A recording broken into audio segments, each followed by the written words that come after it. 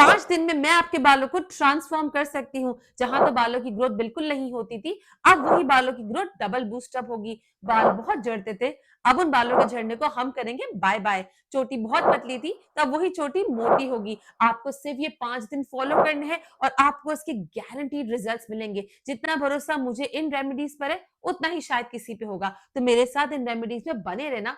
जैसे बताऊंगी वैसे ही बनाना, वैसे ही इस्तेमाल करना। मैं हूं एक लाइसेंस हेयर केयर प्रैक्टिशनर और मैं स्पेशलाइज करती हूँ डीआईवाई रेमेडीज में। और ये रेमेडीज से ना सिर्फ मैंने अपने, बल्कि मैंने अपने बहुत सारे पेशेंट्स को ट्रीट भी किया है। अब मैं आपको बता ही देती हूँ कि किस तरीके से इस 5 डेज फॉर्मूला को आपको फॉलो करना है।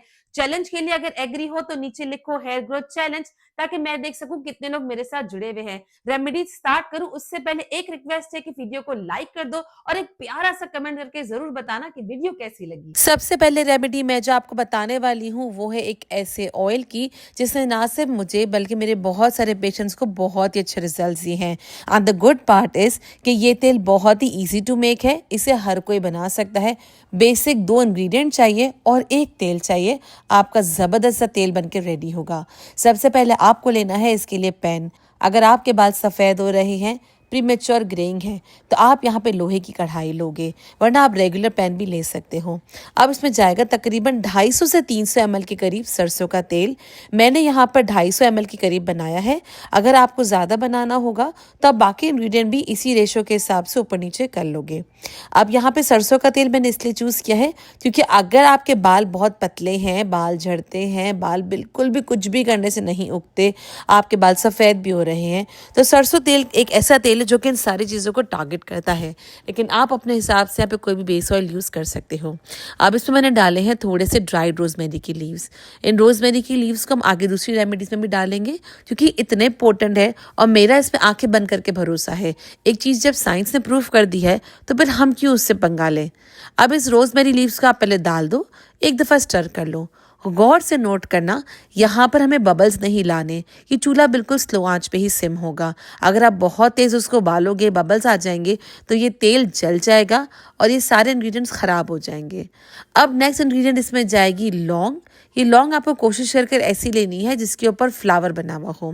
लौंग आपको यहाँ पे कम ही डालनी है, 5 से 6 डाल दो तकरीबन, ये इनफ हो जाती है। अब इसको डालकर आपको एक दफ़ा स्टर कर लेना है ताकि लौंग भी इसमें आराम से इन्फ्यूज़ होना स्टार्ट हो जाए। अब तक हमने जो 2 इंग्रेडिएंट डाले हैं वो आपकी स्कैल्प को एक्टिवेट करते हैं। अब तीसरा इंग्रेडिएंट इसमें जाएगा जो आपके बालों की लेंथ पे भी काम करेगा, शाइन भी देगा और आपके बालों की ग्रोथ भी करेगा। ये है आंवला। आपको इस तरीके से फ्रेश आंवला एक ले लेना है और उसको या तो ग्रेट कर लो या उसको कद्दूकश करने के अलावा आप उसको कट भी कर सकते हो। नॉर्मल नाइफ से कट कर लो छोटे छोटे रैंडम पीसेस में। अगर आपके पास आंवला नहीं है फ्रेश वाले तो आप ड्राइड आंवला भी यूज़ कर सकते हो। ड्राइड आंवला नहीं है तो आप पाउडर्ड आंवला यूज़ कर सकते हो, इजीली आपको ऑनलाइन मिल जाता है।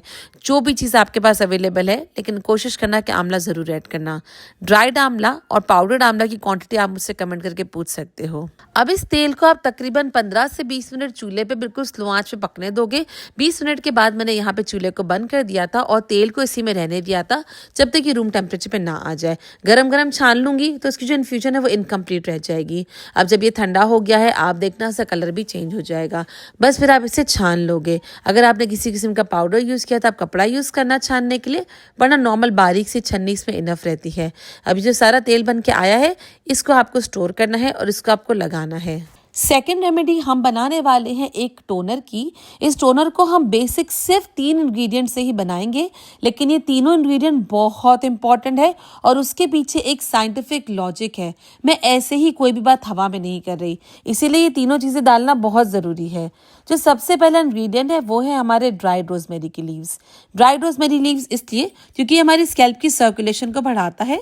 जब माइक्रो सर्कुलेशन ज़्यादा बढ़ती है तो हेयर ग्रोथ भी अच्छे से होती है। जो सेकेंड रीजन है वो ये है कि ये हमारे डीएचटी हार्मोन को थोड़ा बहुत कम करता है और डीएचटी हार्मोन गंजपन के लिए सबसे बड़ा कॉज है। अब जब वो ही कम हो जाएगा तो गंजपन भी कम हो जाएगा। जो सेकेंड इंग्रेडिएंट इसमें हम डालेंगे वो है फेनुग्रीक सीड्स। फेनुग्रीक सीड्स का जो सबसे बड़ा बेनिफिट है ना, जिसकी वजह वजह से मैं इसमें डाल रही हूँ वो है इसके फाइटोएस्ट्रोजेंस। ये हमारे हार्मोन को बैलेंस करता है, हेयर थिनिंग को कम करता है। साथ ही साथ इसमें जो प्रोटीन है वो हमारे बालों के केराटिन को मजबूती देता है। इन शॉर्ट हमारे बालों की लेंथ को मजबूती देता है। तो देखो, जो रोजमेरी ने काम किया था वो हमारे स्कैल्प पे किया था, जो फेनुग्रीक ने काम किया वो हमारे बालों की लेंथ पे किया। अब जो तीसरा इंग्रेडिएंट है वो है कलौंजी। कलौंजी इसलिए क्योंकि कलौंजी में थाइमोक्विनोन है। अभी इतने बड़े नाम से डरने की जरूरत नहीं है। इसका सीधा साधा मतलब ये है कि ये हमारे हेयर फॉलिकल्स को ही प्रोटेक्ट करता है। तो जब हेयर फॉलिकल्स ही प्रोटेक्टेड रहेंगे, डैमेज नहीं होंगे, तो बालों की ग्रोथ अपने आप होगी और हेयर लॉस अपने आप रिड्यूस होगा। इसीलिए 3 इंग्रेडिएंट लेना बहुत ज़रूरी है।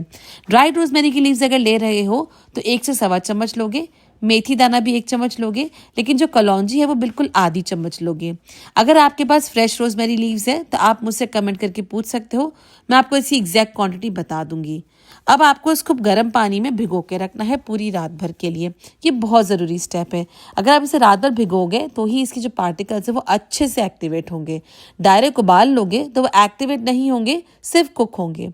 फिर अगले दिन आपको पानी को अलग कर लेना है और जो रोजमेरी, फेनुग्रीक और कलौंजी थी ना, उसको छानने के बाद एक पैन में लेना है। अब हम इस पैन में डालेंगे एक्स्ट्रा पानी। ये वो पानी है जो कि बिल्कुल सादा है, ये वो भिगोया हुआ पानी नहीं है। भिगोया हुआ पानी हमने अलग कर लिया था। इसमें तकरीबन 1 से 2 कप पानी आप डालो, जितना भी आपको बनाना है, और इसको आप रख दोगे चूल्हे पे। चूल्हे पे इसको बिल्कुल मीडियम आंच पे रखना। बहुत तेज़ रखोगे तो इसके जो सारे इंग्रेडिएंट्स हैं वो बर्न हो जाएंगे और आपको उसके वो फ़ायदे नहीं मिलेंगे। अगर आप गौर से स्क्रीन पे देखो तो जो स्क्रीन पे आप कलर देखोगे बिल्कुल ट्रांसपेरेंट है, लेकिन आहिस्ता आहिस्ता गोल्डनिश होता जाएगा। अब अगर आपको याद हो तो मैंने आपको 3 इंग्रेडिएंट इसमें बोले थे, मेथी, रोजमेरी और कलौंजी। अगर आपके बाल बहुत थिन हो रहे हैं, बाल पैचेस हैं, आपका स्कैल्प दिखने लगा है, तो आपको 3 चीज़ों को टारगेट करना होता है। सबसे पहले टारगेट करना है बालों की ग्रोथ पे, सेकंड टारगेट करना है कि हेयर फॉल कम हो, और तीसरा टारगेट करना है कि बालों की ब्रेकेज कम हो। तो बालों की ब्रेकेज को हैंडल करता है फेनुग्रीक सीड्स, बालों की ग्रोथ को हैंडल करता है रोजमेरी, और साथ ही साथ फॉलिकल्स पे जाकर काम करता है और हेयर लॉस को कम करता है कलौंजी। इसीलिए ये तीनों चीज़ें हमने सोच समझ कर इसमें ऐड करी है। अब इसे तब तक पकाएंगे जब तक इसमें से अच्छे से बबल्स ना आ जाए, प्यारी सी खुशबू इसमें से रिलीज होगी, और सबसे बड़ी बात है कि इसका जो कलर है वो चेंज हो चुका होगा। मेथी को अगर आप हाथ में ऐसे लेके देखोगे तो जो मेथी दाने हैं वो नरम होकर स्क्वीज हो रहे होंगे बहुत इजीली। पानी भी कम हो जाएगा। ये सारे साइंस और सिग्नल्स है, जिसका मतलब ये है कि अब ये हो चुका है। अब आप चूल्हे को बंद करोगे और इसे एज इट इज ढक के रख दोगे। अभी इसे आपको छानना नहीं है। अब आप गोल्डन कलर देख लो। जब ये ठंडा हो जाएगा अब आप इसे छानोगे और अब इसका कलर देखना, ये कलर बिल्कुल चेंज हो चुका है, थोड़ा सा डार्किश ऑरेंजिश गोल्डन की तरफ आ गया है। बस हमें यही कलर चाहिए। ये कलर इसलिए चेंज होता है क्योंकि जब ये गर्म था और हमने इसको इसी में रहने दिया था, तो इससे फ़ायदा ये हुआ था कि इसकी सारी पोटेंसी अभी भी इसमें रिलीज़ हो रही थी। अब अगर आपको याद हो तो हमने इसको भिगोकर वो जो पानी पहले अलग करके रखा था वो हम इसमें ऐड करेंगे। इससे ये डुअल एक्शन देता है। तो आप भी कोशिश कर ऐसे ही इसे ऐड करना और ऐसे यूज करना जैसे मैंने आपको बताया है। तो ये है हमारी रेमेडी नंबर 1 जो कि हेयर ऑयल की है, और रेमेडी नंबर 2 जो कि हेयर टोनर की है। रेमेडी नंबर 3 होगी हेयर सीरम की। मैं आपको रेमेडी नंबर 3 डिटेल में बताऊं उससे पहले समझ लेते हैं कि कैसे इसको 5 दिन के अंदर अंदर लगाना है। ये 5 दिन आपके बालों को एक्टिवेट करते रहेंगे। डे 1 में और डे 4 पे आपको लगाना होगा हेयर ऑयल। इस हेयर ऑयल को आप रेगुलर ऑयल की तरह लगाओगे और फिर आप 2 घंटे या मैक्सिमम ओवरनाइट लगाने के बाद बालों को वॉश कर सकते हो। अब डे 1 और डे 4 के अलावा बचते हैं डे 2, 3, 5, 6 और 7। तो डे 3 में और डे 6 में आप लगाओगे हेयर सीरम, और हेयर टोनर आप हफ्ते के 5 दिन यानी डे 1 टू लेकर डे 5 में लगा सकते हो। इसके कोई भी नुकसान नहीं है। बाकी बचे 2 दिन। इन 2 दिन आप अपने बालों को रेस्ट दोगे ताकि आपके बाल बैलेंस्ड रहे, आपका स्कैल्प बैलेंस्ड रहे और एक्टिवेटेड रहे।